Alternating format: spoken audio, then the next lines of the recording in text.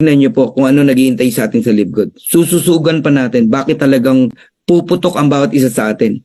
One day, we have big warehouse from different countries, no, na potential country. Magkakaroon tayo niyan. Of course, magsisimula lang sa maliit, pero time will come, napakalaki po niyan. Nakikita nyo ba yan? Ako nakikita ko yan eh.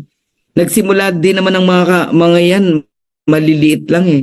Sila Amazon, sila Costco, sila SNR, sila Landers. Lahat yan, nagsimula sa maliit lang. Si Amazon, nagsimula sa libro lang eh. Libro lang ang binibenta, digital pa. Oh, pero ngayon, lahat ng kailangan mo nasa Amazon na. Now, tignan nyo, mga appliances, di ba? Oh, live good yan. Oh, ano pa?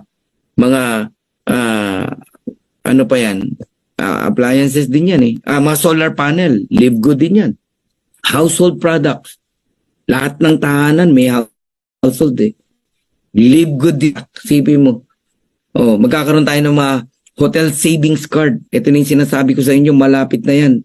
Eh, yung mga ibang kabataan nga natin, na-apply na yung reward ni Upline Jessie Garcia. Sipin mo sila, Coach Martinel, Coach Janet, nag-book sa isang hotel, 3 nights. Tama, 3 nights, no? Ang binayaran nila, 2,000 pesos lang. 3 nights. Because of the hotel saving card na reward ni Coach Jessie Garcia. Ganun yan, no? Time will come, magkakaroon tayo, products din natin yan. And, ano pa, of course, live good yan. Mga apparel, magkakaroon tayo yan. Live good din yan. Okay? Mga sport products, gadget, live good din yan. Magkakaroon tayo lahat yan. And, airline tickets, magkakaroon din tayo yan. Live good din yan. So, isang araw, produkto natin yan.